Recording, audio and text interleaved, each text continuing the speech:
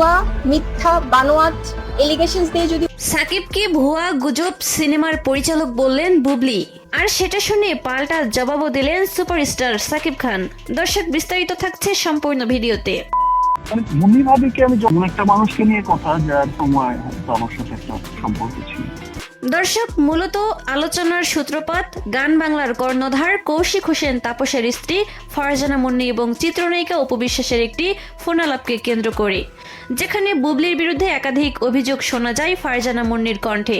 দর্শক, প্রায় 14 মিনিটের সেই অডিও ক্লিপে মুন্নি দাবি করেন বুবলি তার সংসার ভাঙার চেষ্টা করেছেন, তাপসের সঙ্গে সম্পর্কে জড়িয়েছেন, এমনকি সাকিবের বিরুদ্ধে প্রতিশোধ নিতেই তাপসের সঙ্গে ঘনিষ্ঠ হওয়ার চেষ্টা করেছেন বলে অভিযোগ তার।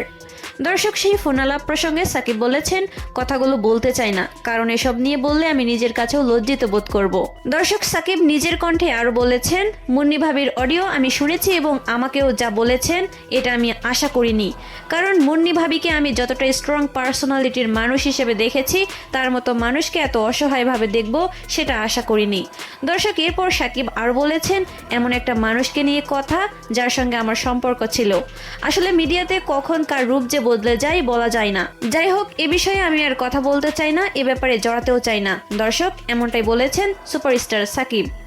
দর্শক, সাকিবের আরও দাবি, এর আগেও অনেকের সঙ্গে বুবলির স্ক্যান্ডালের বিষয়ে শুনেছেন, এমনকি কিছু ক্ষেত্রে দোষ নিজের কাঁধেও নিয়ে চুপ করেছিলেন তিনি।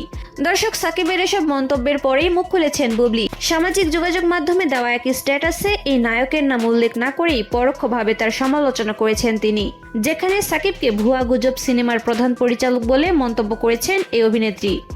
দর্শক, এ বিষয়ে আপনাদের মতামত কি অবশ্যই কমেন্ট করে জানাতে ভুলবেন না। ধন্যবাদ সবাইকে।